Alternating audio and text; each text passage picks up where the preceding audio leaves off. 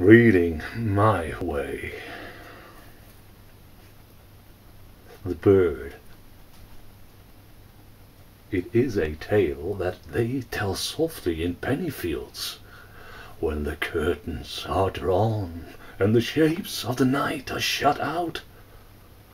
Those who held that Captain Chudder, SS Peacock, owners Peter Duggan and Company, had a devil in him, were justified. But they were near the truth who held that his devil was not within him, but at his side, perching at his elbow, dropping sardonic utterance in his ear, moving with him day and night, and prompting him, so it was held, to frightful excesses. His devil wore the shape of a black bird of lusty wings and the cruellest of beaks. There were those who whispered that the old man had not always been the man that his crew knew him to be, that he had been a normal, kindly fellow, until he acquired his strange companion from a native dealer in the malevolent Solomons.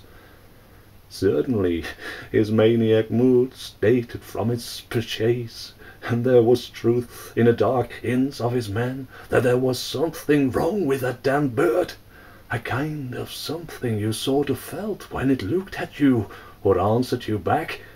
For one thing, it had a diabolical knack of mimicry, and many a chap would cry, "Yes, George, all right, sir," in answer to a commanding voice, which chuckled with glee as he came smartly to order.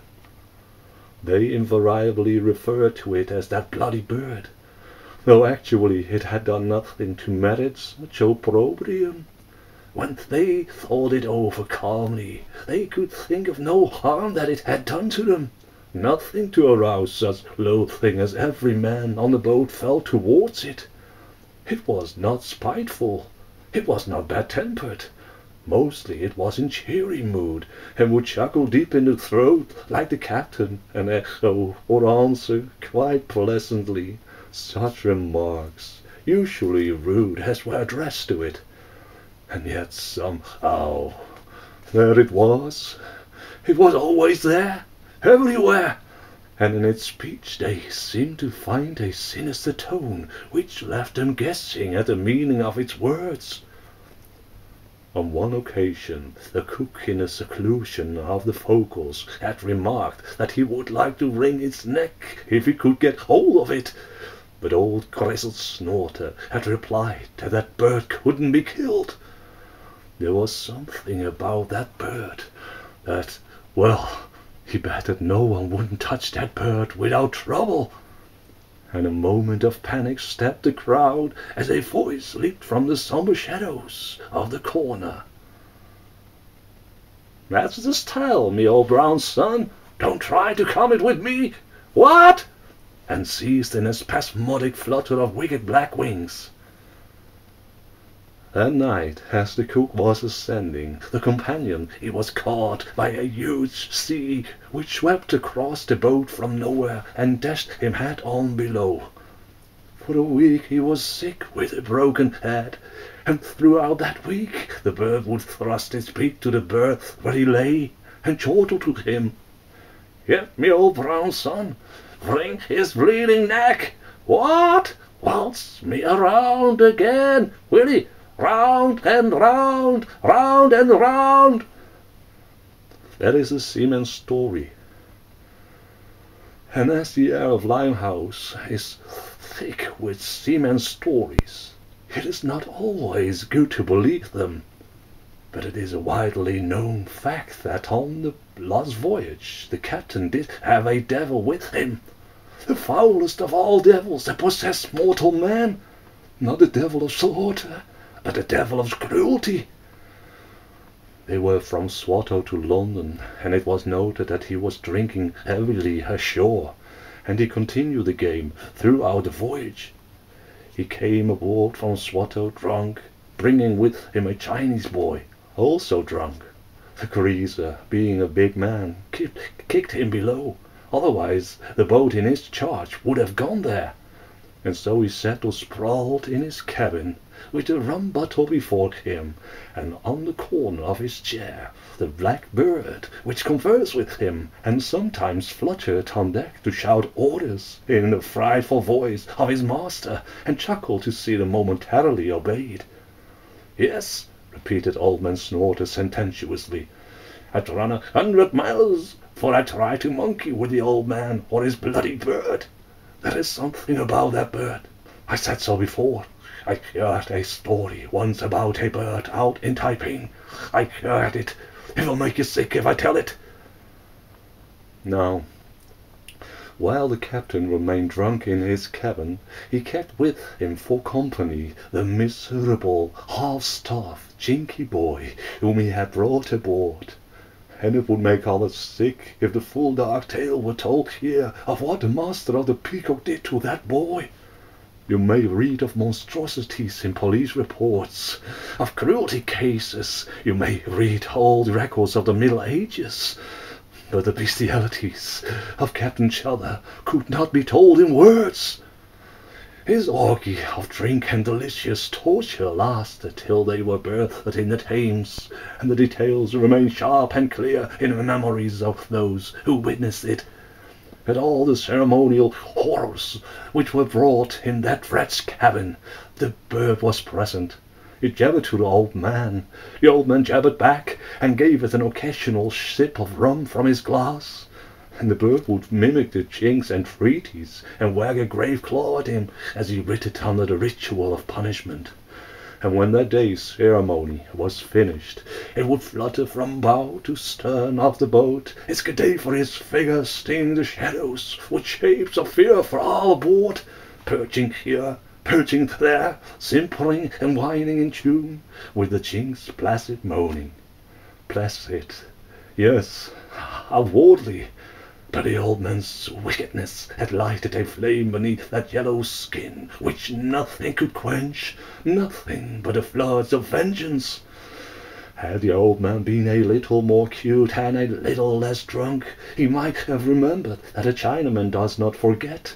He would have rapped danger in the face that was so submissive under his deliveries. Perhaps he did see it, but because the rum that was in him felt himself secure from the hate of any outcast Chink, knew that he, the victim, would never once get a chance to repay him. Captain Chudder was the master of the Peacock, and one of the very smartest. The Chink was alone and weaponless, and dare not come up without orders. He was master of the boat. He had a crew to help him, and knives and guns, and he had his faithful blackbird to warn him. Too, as soon as they docked at Limehouse, he would sling him off or arrange quick transfer to an outward boat, since he had no further use for him. But it happened that he made no attempt to transfer. He had forgotten that idea. He just sat below, finished his last 2 bottles, paid off his man, and then, after a sleep, went ashore to report. Having done that, he forgot all trivial affairs, such as business, and set himself seriously to search for amusement.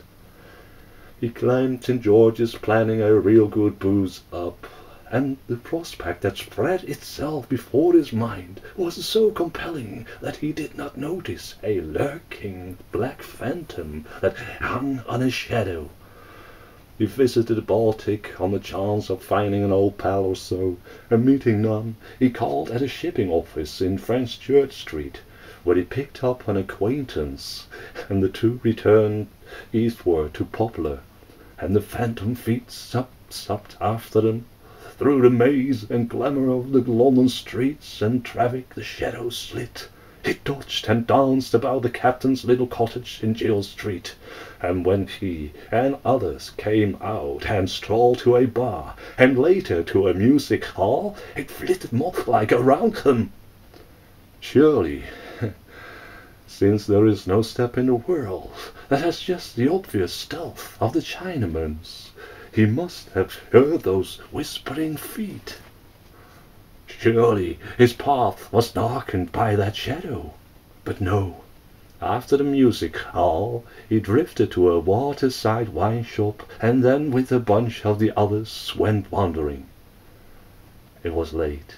11 notes straggled across the waters from many grey towers. Sirens were screeching their derisive song, and names of various Scotch whiskies spelled themselves in letters of yellow flame along the night. Far in the darkness a voice was giving the chanty, "What shall we do with a drunken sailor?" The captain braced himself up, and promised himself a real glittering night of good fellowship, and from gin-one bar to gin-one bar he roved, meeting the lurid girls of the places, and taking one of them upstairs. At the last bar his friends too went upstairs with their ladies, and it being then 1 o'clock in the morning, he brought a pleasant evening to a close at a certain house in Poplar High Street, where he took an hour's amusement by flinging half-crowns over the fan-tan table. But always the black moth was near, and when at 2:30 he came with uncertain steps into the sad street, now darkened and loud only with the drunken, who found unfamiliar turnings in familiar streets, and the old landmarks many yards away from their rightful places, the moth buzzed closer and closer.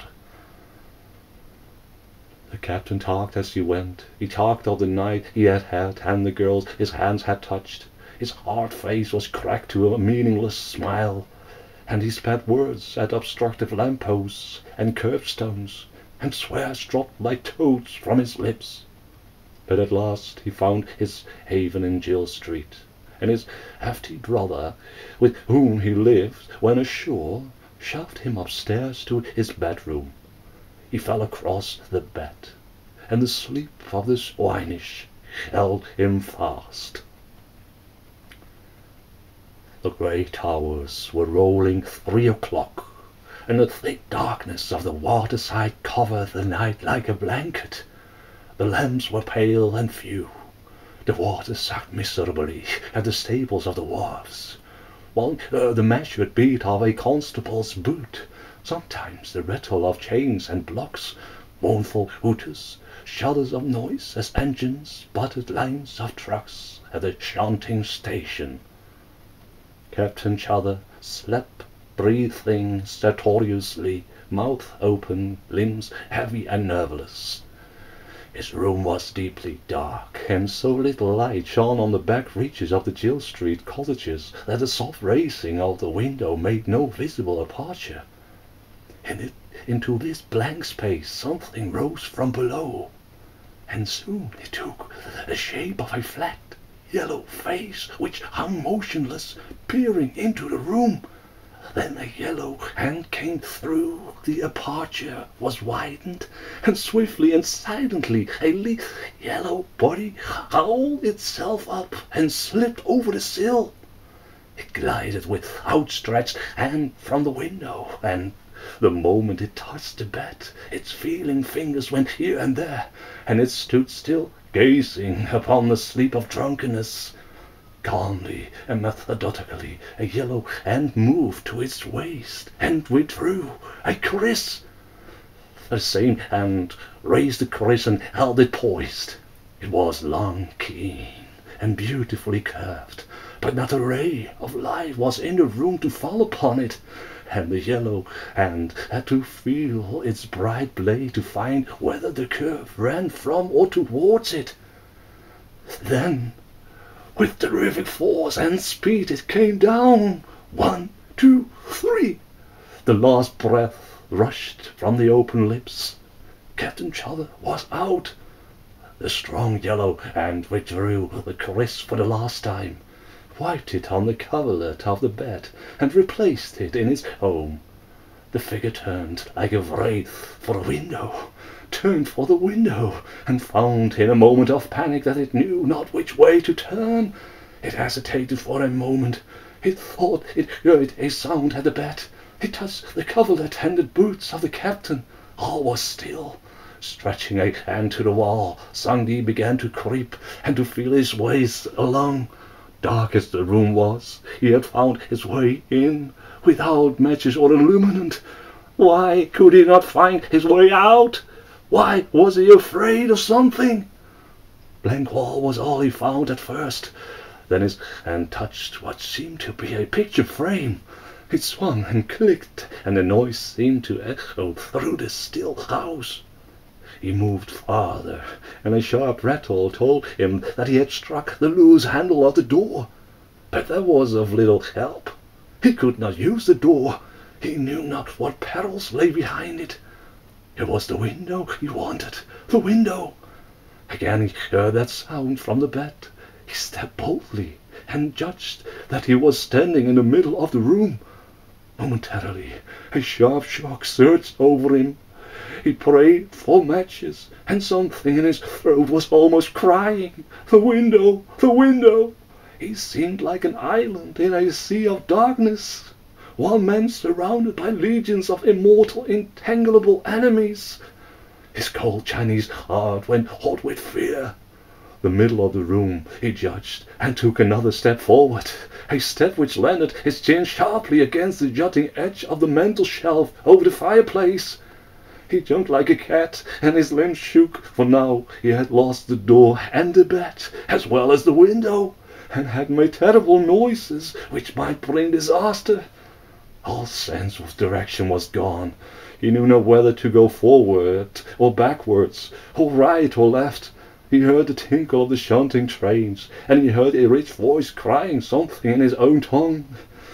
But he was left around by darkness and terror, and a cruel fancy came to him that he was imprisoned here forever and forever, and that he would never escape from this enveloping, suffocating room.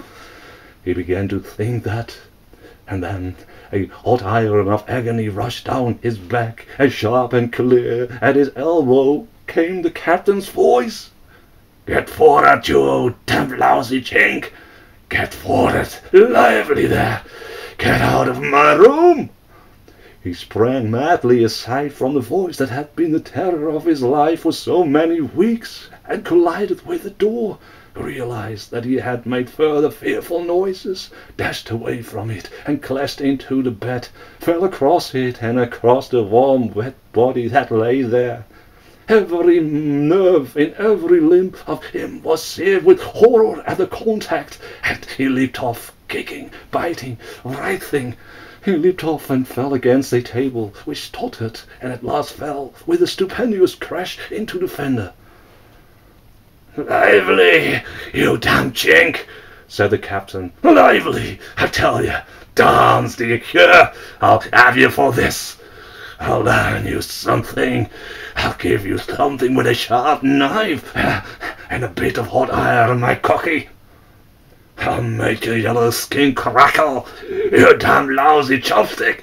I'll have you in a minute, and when I catch you, off with your clothes. I'll cut you to pieces, I will." Sandy shrieked. He ran round and round, beating the wall with his hands, laughing, crying, jumping, while all manner of shapes arose in his path, lit by the grey light of fear. He realized that it was all up now. He cared not how much noise he made. He hadn't killed the old man, only wounded him. And now all he desired was to find the door and any human creatures who might save him from the captain. He met the bed again, suddenly, and the tormentor who lay there.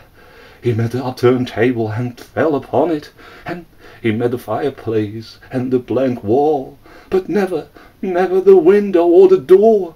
They had vanished. There was no way out. He was caught in that dark room, and the captain would do as he liked with him. He heard footsteps in the passage, and sounds of menace and alarm below, but to him they were friendly sounds, and he screamed loudly towards them. "Oh, Captain, no burn me today!" He cried to the captain in his pidgin for mercy, "Oh, no burn me today, Captain. Sang thee be heap good sailor, heap good servant, all same slave. Sang thee be heap plenty sorely hurt, Captain. Sang thee be heap very good boy. No do fella bad things, no fella more. Oh, Captain, let sang thee go this time. Let sang go, oh, Captain." "But oh, my God," answered the captain, "bless your yellow heart. Wait till I get you thrust up. Wait till I get you below. Halanya." And now those below came upstairs, and they listened in the passage, and for the space of a minute they were hesitant, for they heard all manner of terrible noises, and by the noises there might have been half a dozen fellows in the captain's room. But very soon the screaming and the pattering feet were still, and they heard nothing but low moans, and at last the bravest of them, the captain's brother, swung the door open and flashed a large lantern. And those who were with him fell back in dumb horror, while the brother cried harshly, "Oh, my God!" For the lantern shone on a Chinaman seated on the edge of the bed. Across his knees lay the dead body of the captain, and the Chink was fondling his damp dead face, talking baby talk to him, dancing him on his knee, and now and then making idiot moans. But what's in the crowd back in horror was that a great dead black thing was flapping about the yellow face of the Chink, cackling, "I'll learn ya! I'll learn ya!" and dragging strips of flesh away with every movement of the beak.